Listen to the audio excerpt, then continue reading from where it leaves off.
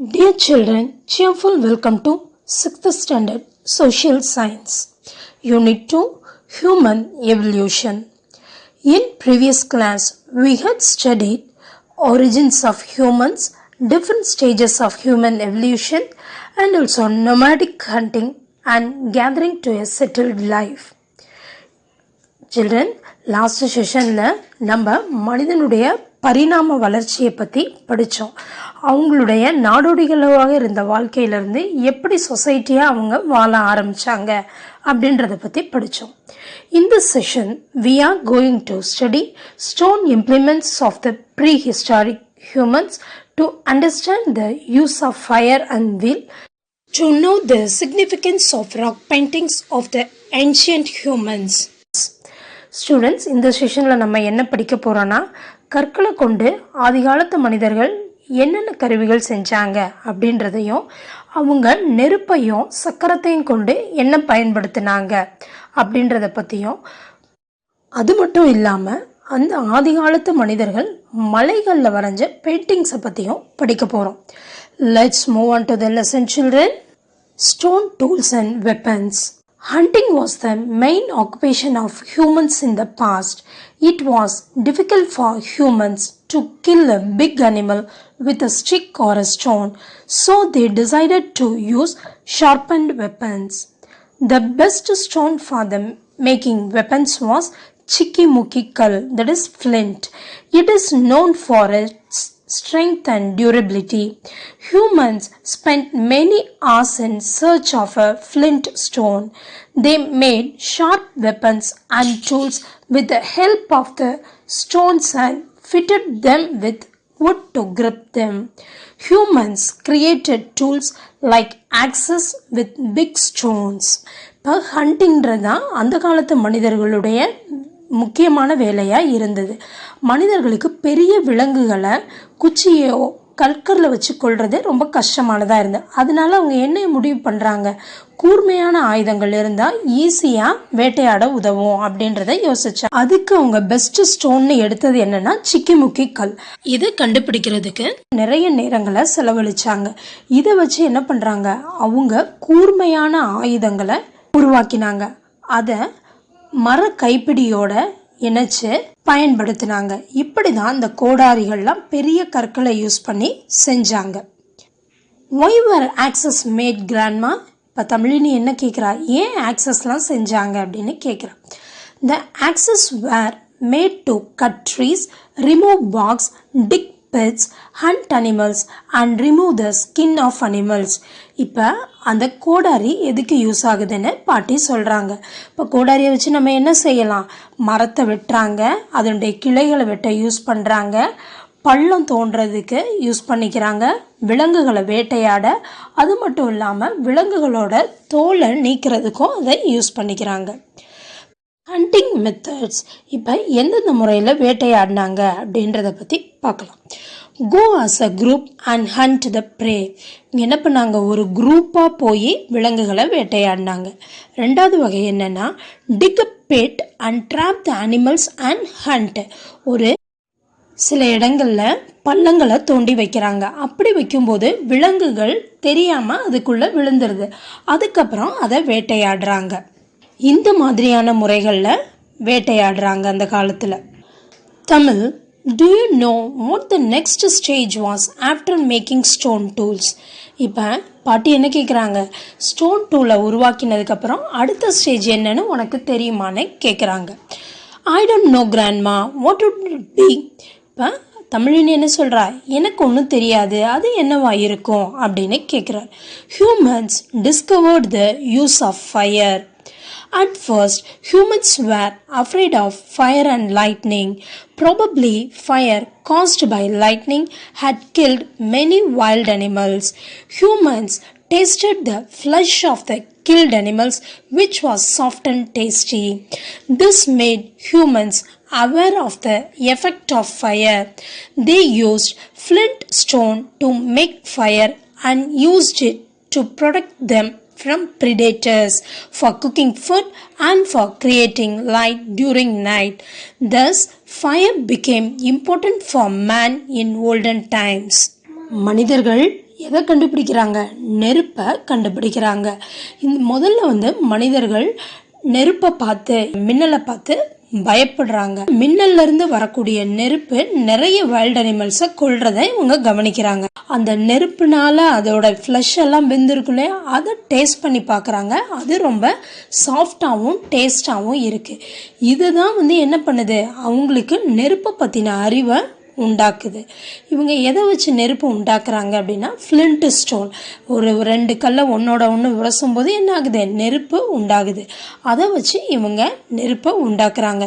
இதை எதுக்கு அவங்க யூஸ் பண்ணிக்கிறாங்க அப்படின்னா, சமைக்கிறதுக்கும் அதுக்கப்புறம் இரவு நேரத்தில் வெளிச்சத்துக்காகவும் இந்த நெருப்பை அவங்க பயன்படுத்திக்கிறாங்க. இப்படி தான் நெருப்பு அந்த காலத்தில் முக்கிய இடத்தை வகிக்க ஆரம்பிச்சிது. What next grandma? You will be surprised to know that the next human invention was the wheel. This was the first scientific invention of humans using their brain and cognitive skills. இப்போ தமிழினி பாட்டிக்கிட்ட அடுத்து என்ன பாட்டி அப்படின்னு கேட்குறா. உடனே பாட்டி என்ன சொல்கிறாங்க, அடுத்து மனிதனோட கண்டுபிடிப்பான சக்கரத்தை நீ பார்க்கும்போது ரொம்ப ஆச்சரியப்படுவ அப்படின்னு சொல்கிறாங்க. அதுதான் மனிதனுடைய அறிவுத்திறனை கொண்டு கண்டுபிடிக்கப்பட்ட முதல் கண்டுபிடிப்பு அப்படின்னு பாட்டி சொல்கிறாங்க. Invention of the wheel. The invention of wheel by humans is considered to be the foremost invention. When the humans saw the stones rolling down from the mountains, probably they would have got the idea of making the wheel. இப்போ சக்கரை எப்படி கண்டுபிடிச்சாங்கன்னு பார்க்குறோம். இதுதான் வந்து மனிதனுடைய முதல் கண்டுபிடிப்பாக கருதப்படுது.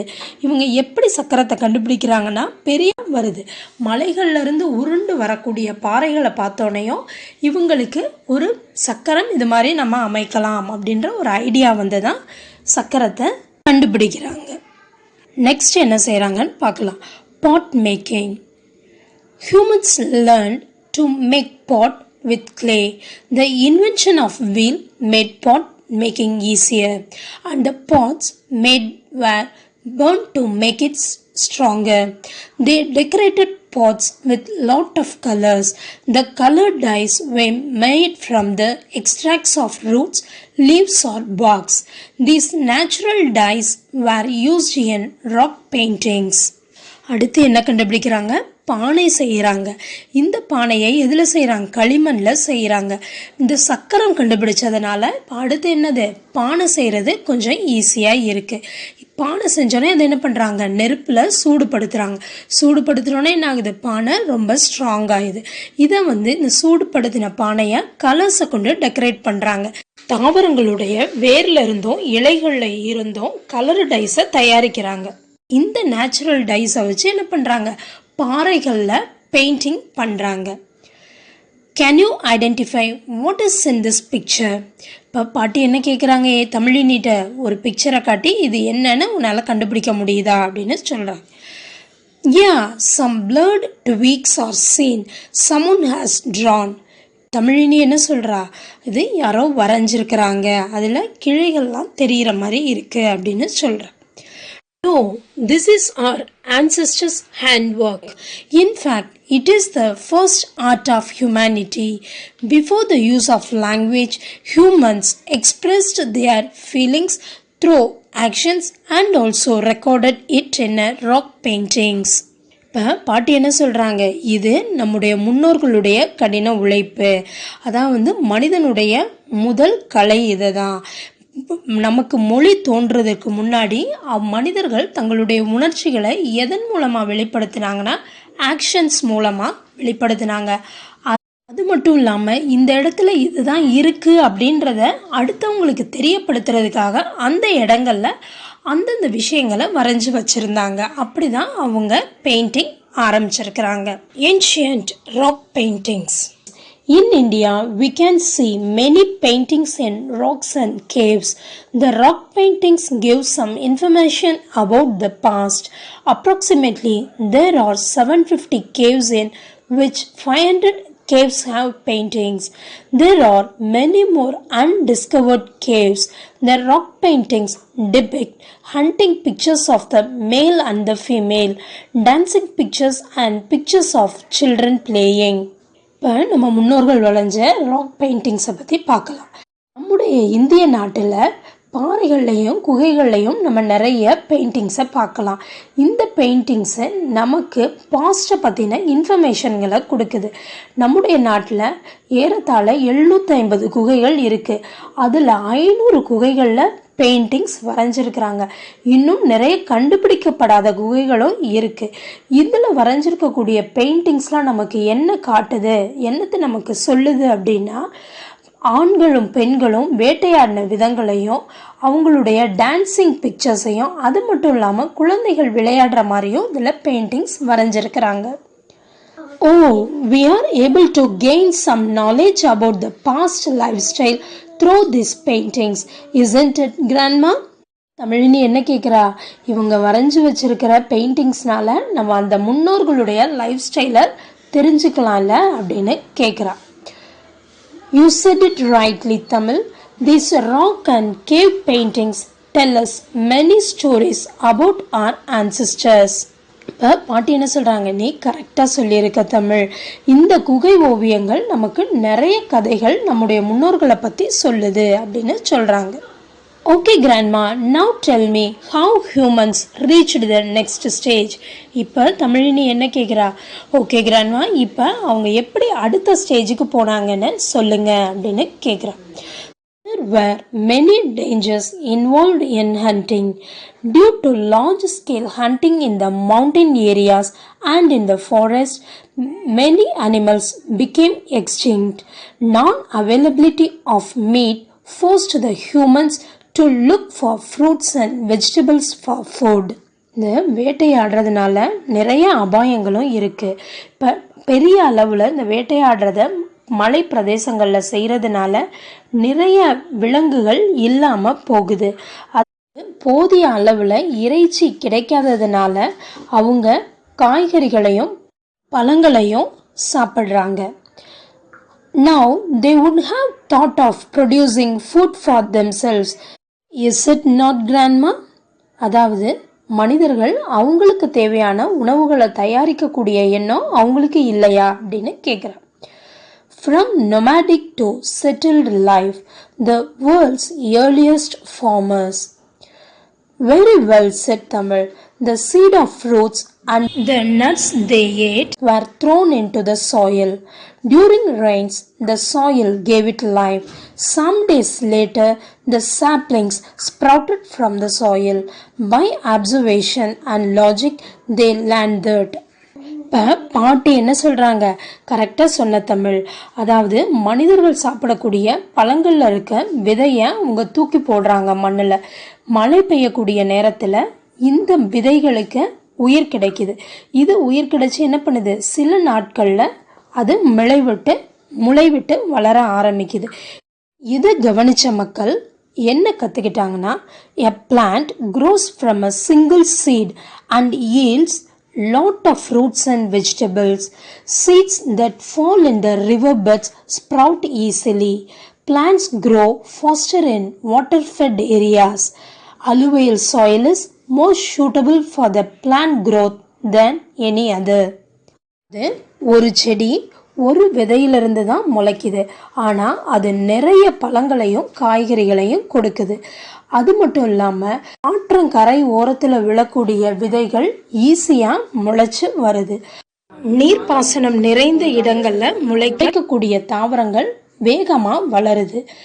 Alluvial soil செடிகள் வளர்றதுக்கு சிறந்த மண்ணாக இருக்குது.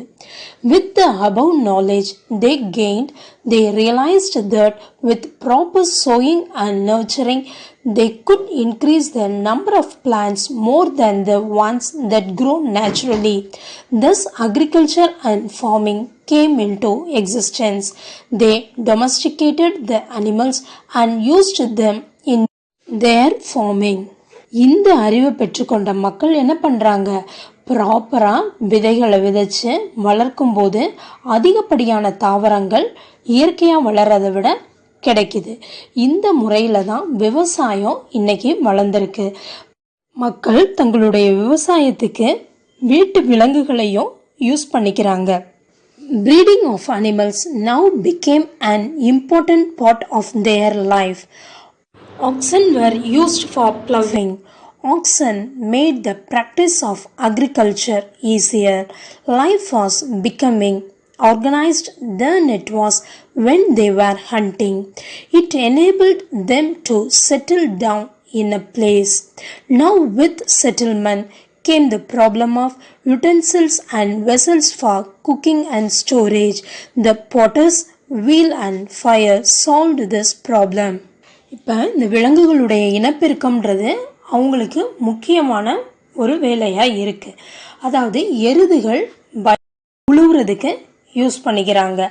அக்ரிகல்ச்சரை, விவசாயத்தை இந்த எருதுகள் தான் ஈஸியாக்கி கொடுத்துருக்கு. இன்னைக்கு விவசாயம் மனிதனுடைய வாழ்க்கையை வேட்டையாடும் போது இருந்ததை விட ஒழுங்கான முறைக்கு கொண்டு வந்திருக்கு. இதுதான் மனிதனை ஒரு நிலையாக ஒரு இடத்துல இருக்க வச்சிருக்கு. இந்த ஒரு இடத்துல அவன் நிலையாக இருக்கிறது இன்னொரு பெரிய ப்ராப்ளத்தை என்ன கொண்டு வருது? அவனுக்கு சமைக்கிறதுக்கு பாத்திரங்கள் வேணும், அதை சேமித்து வைக்கிறதுக்கு பாத்திரங்கள் வேணும். இந்த ப்ராப்ளத்தை அந்த குயவர்கள் மண்பானைகள் மூலமாக சால்வ் பண்ணுறாங்க. அவங்க அந்த வீலையும் நெருப்பையும் வச்சு மண்பானைகள் செய்து அதை ஸ்ட்ராங்காக சுட்டு யூஸ் பண்ணிக்கிறாங்க. The invention of plough helped the farming practices. Farming started with the clearing of land and burning the leftover shrubs. They plowed the land, sowed seeds in them and harvested the produce. முதல்ல நிலத்தை பண்ணுறாங்க, clean பண்ணுறாங்க. அதை எப்படி செய்கிறாங்க அப்படின்னா, அங்கே மீதியாக கிடைக்கக்கூடிய அந்த புதர் செடிகளை எரிப்பதன் மூலமாக அவங்க இந்த லேண்டை கிளியர் பண்ணுறாங்க. அதுக்கப்புறம் இந்த நிலத்தை உழுறாங்க. அதுக்கப்புறம் விதைகளை விதைக்கிறாங்க. அதுக்கப்புறமா அறுவடை செய்கிறாங்க. இதுக்கு நிலத்தை உழுதல் அப்படின்றது ரொம்ப உதவியாக இருக்குது. Once the fertility of the soil decreased, they moved to a new place. Initially, agriculture was done for immediate food requirement. Later, when they found out ways to increase production, they started storing the produce. The food products stored were used during the lean harvest periods. By their experience, they understood that land close to the riverside was suitable for farming. So, they decided to stay there permanently. ஒரு தடவை இந்த நிலத்தினுடைய வளமைத்தன்மை குறைஞ்சோனையும் மக்கள் அடுத்த இடத்துக்கு நகர்ந்து போக ஆரம்பித்தாங்க. முதல்ல மக்கள் உடனடி தேவைக்காக தான் விவசாயம் செய்ய ஆரம்பித்தாங்க. பின்னால தான் அவங்க என்ன பண்ணாங்க, ப்ரொடக்ஷனுக்கான முறைகளை நிறைய தெரிஞ்சுக்கிட்டோனையும் செய்த பொருட்களை சேர்த்து வைக்க ஆரம்பிக்கிறாங்க. வைத்த பொருட்கள் குறைவான அறுவடை நேரத்தில் பயன்படுது. இதனால இவங்க அனுபவபூர்வமாக என்ன தெரிஞ்சுக்கிட்டாங்க, ஆற்றங்கரையோரங்கள் தான் விவசாயத்துக்கு சிறந்த இடமா இருக்கு அப்படின்றத உணர்ந்துக்கிட்டாங்க. அதனால ஆற்றங்கரையோரங்களில் அவங்க நிலையாக தங்கிக்கிட்டாங்க. How about domestication of animals, grandma? இப்போ யாழ்னி என்ன கேட்குறா, அனிமல்ஸோட டொமஸ்டிகேஷனை பற்றி கேட்குறா. Humans thought of ways to better their skills at hunting. They found out that the dogs could sniff other animals and chase them away. So humans found them useful for hunting. Thus, dogs became the first animal to be domesticated by humans. Following the dogs, they started domesticating hen, goat and cow. இப்போ பிராணிகள் வளர்க்குறதுல நாய்கள் தான் முதலிடத்துக்கு வருது. ஏன்னா அதுக்கு மோப்பம் பிடிக்கக்கூடிய சக்தி இருக்கிறதுனால அது பிற விலங்குகளை துரத்தி விடுது. ஸோ மனிதர்கள் என்ன பண்ணுறாங்க, முதல்ல நாயை தான் வளர்ப்பு பிராணியாக வளர்க்க ஆரம்பிக்கிறாங்க. அதை தொடர்ந்து கோழி, ஆடு, மாடுகளை வளர்க்குறாங்க. What next? Humans stayed on the plains for a long time. During this period, they have not only learnt agriculture but slowly developed skills of handicraft.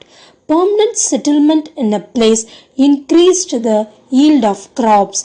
Now they had grains in excess of what they consumed. The surplus grains were exchanged with other groups for the other things they were in need of. This is called the barter system. Thus, trade and commerce developed and towns and cities emerged. மனிதர்கள் நிலப்பகுதியில் தங்க ஆரம்பிச்சிட்டாங்க. இந்த நேரத்தில் அவங்க விவசாயம் மட்டும் கற்றுக்கல, கைவினை பொருட்கள் செய்யவும் கற்றுக்கிறாங்க. ஒரு இடத்துல நிலையாக இருந்ததுனால அதிகப்படியான விளைச்சல்கள் உருவாக்க முடியுது. இந்த அதிகப்படியான விளைச்சல் அவங்களுடைய தேவைக்கு அதிகமாகவே இருக்குது. அதனால இவங்க என்ன பண்ணுறாங்க, தங்கள்கிட்ட விளைந்த பொருட்களை கொடுத்து அடுத்தவங்கள்ட்ட இருந்து வேறு பொருள் வாங்கிக்கிறாங்க, எக்ஸ்சேஞ்ச் பண்ணிக்கிறாங்க. அதாவது இதுக்கு பேர் தான் பார்ட்டர் சிஸ்டம், பண்ட மாற்று முறை. தங்கள்கிட்ட இருக்க ஒரு பொருளை கொடுத்து அவங்கள்ட்ட இருந்து வேறு பொருளை வாங்கிக்கிறாங்க. இதன் வழியாக தான் என்ன ஆகுது, வணிகம் வளருது. Thank you, Grandma. The information you have shared with me is very helpful and I would share it with my friends at school tomorrow. இப்போ தமிழினி என்ன சொல்கிறா, பாட்டி நீங்கள் சொன்ன இன்ஃபர்மேஷன்லாம் எனக்கு ரொம்ப யூஸ்ஃபுல்லாக இருந்தது, நாளைக்கு நான் இதை ஸ்கூலில் என் ஃப்ரெண்ட்ஸோட ஷேர் பண்ணுறேன் அப்படின்னு சொல்கிறேன். Very good, congratulations Tamilini. இப்போ பாட்டி என்ன சொல்கிறாங்க, வாழ்த்துக்கள் அப்படின்னு சொல்கிறாங்க. இந்த செஷனில் நம்ம என்ன படித்தோன்னா, ஆதிகாலத்து மனிதர்கள் யூஸ் பண்ண ஸ்டோன் டூல்ஸ் அண்ட் வெப்பன்ஸு, அவங்க யூஸ் பண்ண ஹண்டிங் மெத்தட்ஸு, அதுவும் இல்லாமல் அவங்க நெருப்பு கண்டுபிடிச்சதும் சக்கரம் கண்டுபிடிச்சதும் பானைகள் செய்ய ஆரம்பித்தது, அது மட்டும் இல்லாமல் விவசாயம் செய்ய ஆரம்பித்தது. இப்படி தான் மனிதர்கள் தங்கள் நாடோடி வாழ்க்கை முறையிலிருந்து ஒரு இடத்துல நிலையாக வாழ ஆரம்பித்தாங்க அப்படின்றத பற்றி படித்தோம். Now we move on to summarize the whole lesson. Evolution means the process in which humankind changes and develops into an advanced stage. Homo sapiens migrated out of Eastern Africa and settled in different parts of the world. Humans, with the help of the Chikimukical flint, made sharp weapons and tools. Fire was used by early human to protect him from predators, for cooking food and for the light during night. The invention of wheel is considered to be the foremost invention. It made path making easier. We get knowledge about the past lifestyle through rock paintings. My dear children, I hope you all well understood the lesson. We will meet in next class with a new lesson. Till then, thank you children.